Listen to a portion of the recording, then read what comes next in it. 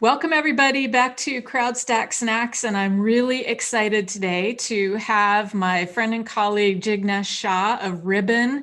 We recently partnered with Rybbon and Jono Bacon, one of the original, well-respected community gurus out there. I don't know if he would be okay being called a guru, but he is. Put out a ebook to try and help everyone navigate the ins and outs of applying good gamification principles to your online community. So I thought it would be fun to talk to Jignesh a little bit about how Rybbon approaches gamification, how that ties into online community, and why we produced this book. And if you stick around till the end, we'll tell you how you can get your hands on the free ebook, and I'll put a link to it in the description for this video. So welcome, Jignesh.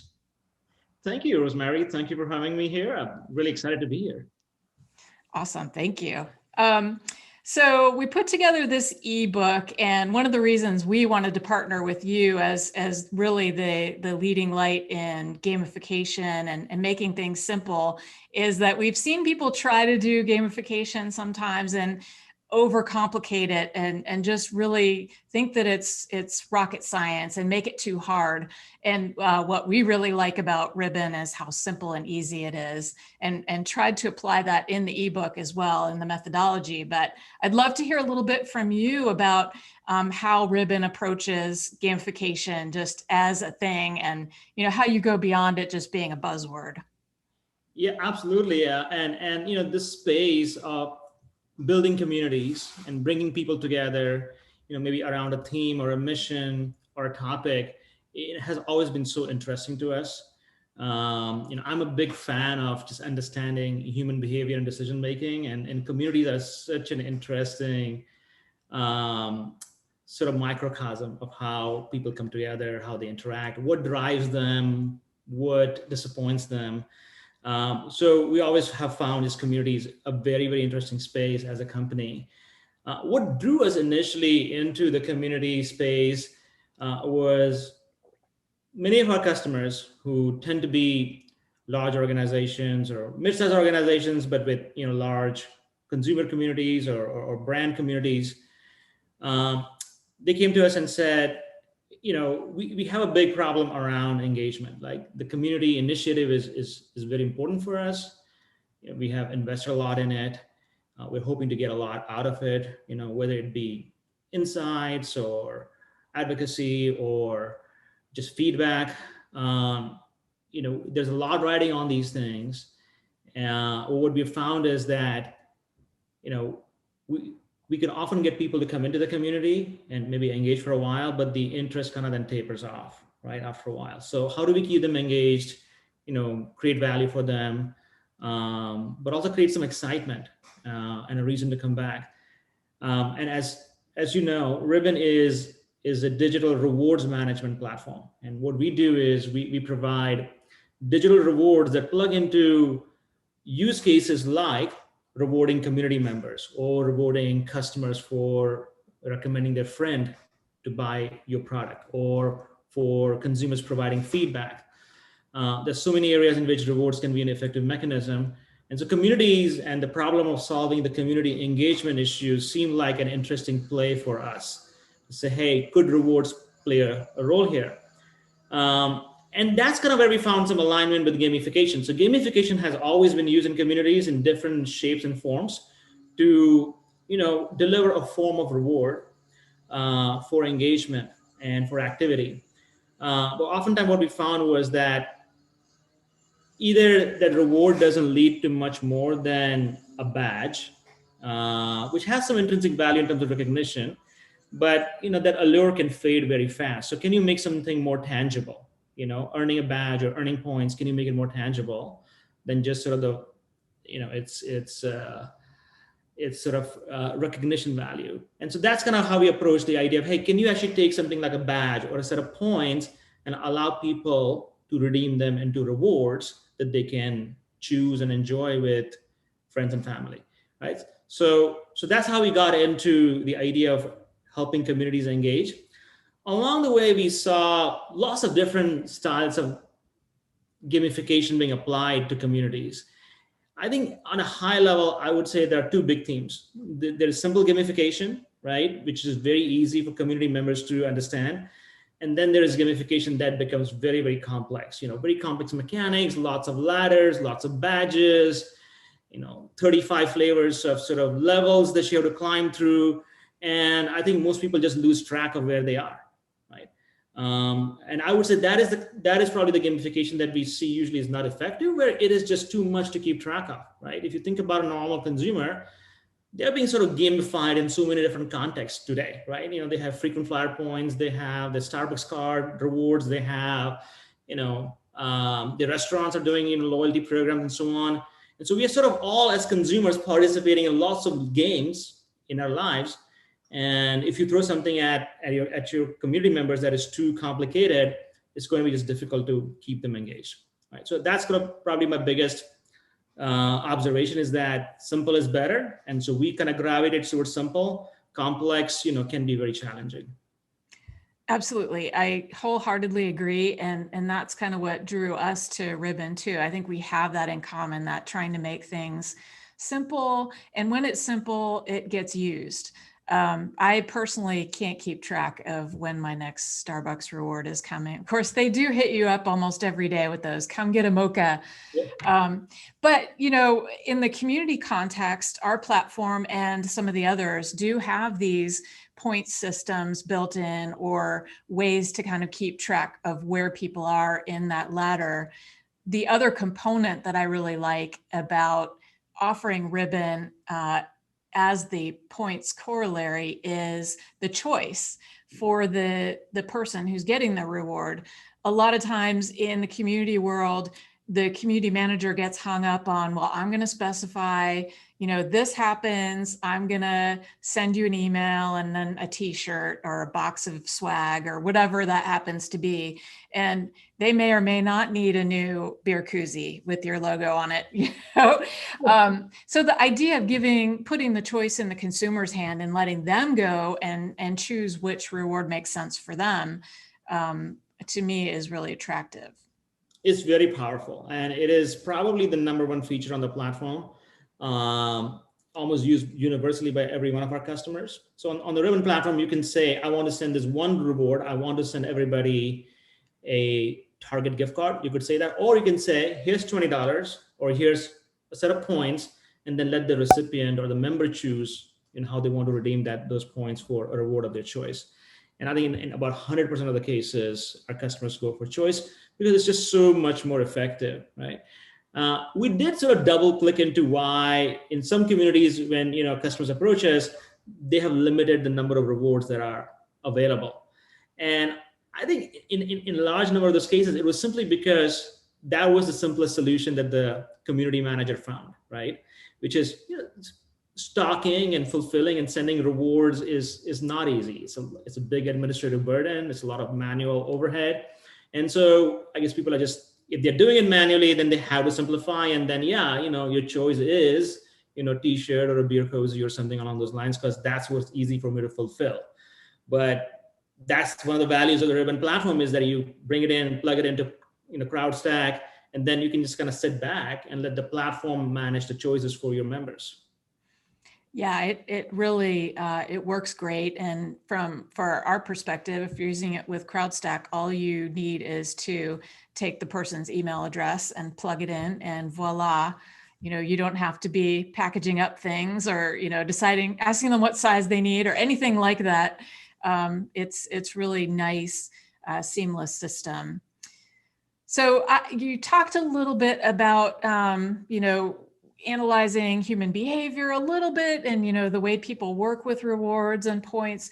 I would love it if you have a fun customer story of how this has worked in real life with somebody who's used the system. Have you had any surprising or interesting things happen with your customers when they've implemented this? A couple of things have sort of come out, and one of them actually is, I'm very grateful to have observed this trend. When we launched a feature last year, right around the pandemic. And it just happened that way to be around the pandemic. We were planning to launch it anyway. It was a feature we call Global Choice. And what this feature does is, if you have a community that is global and you have people in multiple countries, right? Or even if you're running, let's say, a simple survey, but the survey is going out to consumers in 35, 40 countries, and you may not even know where someone is. Well, how do you reward them? Right? It's a very complicated problem because different countries, different currencies. Yeah, a lot of people don't know this. For example, you cannot send an Amazon.com gift card to somebody in the UK because it doesn't work with Amazon UK. Now you just wasted $20, $25, right? So you have to know, like, does the reward even work in another country? So it's actually a very complex problem to solve. And so we launched this feature called Global Choice last year that says, okay, I want to send a $20 reward. And then Rybbon does all the translation of the currency, shows a local reward based on where the person is. We confirm where they are, and then we kind of simplify the whole process. Just amazing, beautiful automation behind the scenes. And we knew it was going to be powerful. But we got some amazing feedback from community managers and other marketing people who are tasked with managing rewards. And one of them was like, I'm crying happy tears. This has saved me 10 hours of my time on, every week, I owe your entire team a drink, And That's what you want to hear. Reaction to see, an email coming in like that. And, it was a pandemic, so we have not taken them up on that drink yet, but maybe we will soon. But that was a very interesting reaction. It's so wonderful when you get stories like that. You got to just celebrate it, and definitely you got to rain check them on that promise. Rain check. But here's another interesting, trend we saw, which was so, like I said, it was so gratifying to see it. We have always offered the ability for a recipient to donate their reward. That has been in the platform, from the get-go. So, let's say let's say a Rybbon customer sends you as a consumer a $20 reward. You can choose from Amazon, Starbucks, Visa, MasterCard, and so on. But you can also donate it to about 15 different charities. We have Red Cross, we have Habitat for Humanity, and several others.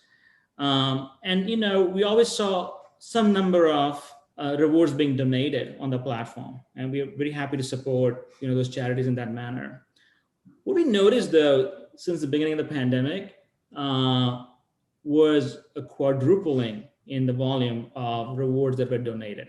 Wow. Yeah, it was, we were not looking for this data. And, one day I saw this report, probably 8 or 9 months into the pandemic, and like, oh, this is very interesting. This is a much higher number. Let's compare it sort of pandemic and pre-pandemic. And it was 4 times the number of donations that went out. Because a lot of people were just choosing to donate their rewards. That's amazing. Yeah, so it was really gratifying to see that. That's a great story. Getting back a little bit, back into our ebook a tiny bit, I did want to let everyone know that one of the highlights, at least from my perspective, in this ebook is it really does a good job with providing worksheets, which I don't know about you, Jignesh, but I'm a super list, like checker, offer, and worksheet person. So when I saw that, I was thinking, yes, this will be useful. It actually walks you through, if you're a community manager and you're trying to figure out, well, how much do I need to spend? How much do I need to allot to incentivize the behaviors that I want to incentivize in my community? How do I do that? Where do I start? And it really gives you a great starting point and breakdown of a logical flow to approach that problem, tying the dollar value to different behaviors that you want in the community, which dovetails perfectly with the way that Crowdstack handles the point system. So you'll be going through your worksheets in this ebook, and on the Crowdstack side, if you're running your Crowdstack community, you can go to the activity point system and align the weighting of the point values to the behaviors you want to incentivize in the community. And you've already tied in the worksheet what dollar value you're sort of mentally assigning to those. So it just really is a nice system working together. And, then at the end, it will explain how Crowdstack actually can tap into Rybbon. We also are going to have a knowledge base article that I will link in the description as well to get to the nitty-gritty of exactly how to use it. But I think we've come up with a really great way to run through mentally how you're going to get value out of this point system, how you're going to track how many points people get for doing different things in the community. Perhaps you're trying to incentivize people posting original topics, or maybe you're more interested in getting people to reply more, or getting them to invite other people. You can tie it to whatever you want. And then reward those people who are really doing the behaviors that you want everyone to do. So I think it all ties together in a really nice package. I'm really proud of this ebook, and glad we were able to work on it together with you and Jono. I think we're kind of a good A-team of community points and gamification, if I do say so. Yeah, absolutely. I think it worked out really well, really great collaboration. And there was sort of the intention behind the book as well, is that here's a great community platform, Crowdstack, and here's a really capable points to rewards platform, Rybbon, but there's something kind of missing. How do you actually put these two together for my program, right? Where do I start? How do I think about it? And so it was just great for us to collaborate with Jono, who kind of brings a lot of that sort of community management experience, to say, well, here's how you translate these very powerful capability to your specific program. Yeah, I think this is going to be really handy for a lot of people. And don't forget to click the link in the description to go download the ebook. It is free. So click the link and go download that. And in closing, anything you wanted to add, Jignesh? What's next on the horizon for Rybbon? Well, first of all, I want to say thank you so much for having me here. Wonderful discussion. And in terms of sort of where we're going, we see a lot of work ahead of us in the community space. I think communities has always been sort of part of how we all come together, but what we are seeing in the last probably 4 to 5 years is just a new resurgence in how businesses think about communities, and the role that communities can play in helping businesses engage their customers and then drive some interesting business decisions, by collecting the right style feedback and insights from their consumers. So it's just a powerful business tool now. We expect continuing adoption of this format of engaging customers and consumers, and we have an exciting roadmap to continuing to support communities. So I'm looking forward to doing that. Yeah, watching the B2B folks actually recognize that it doesn't have to be boring. B2B engagement, you're still engaging with human beings. Yes. So you still need to reward them and incentivize them, and really think about human behavior, even if you're in the B2B world, and maybe especially if you're in the B2B world, because it will make you stand out. Complex processes, complex buying decisions. It's probably even more important to find sort of the right levers, if you will, to drive those decisions. Excellent. Thank you. Well, I have to hit you with one surprise question at the end, and you don't have to answer if you don't want to, but we try to keep things fun here on Crowdstack Snacks. That's how we differentiate. And the question is, if you're willing to answer, what is your favorite game?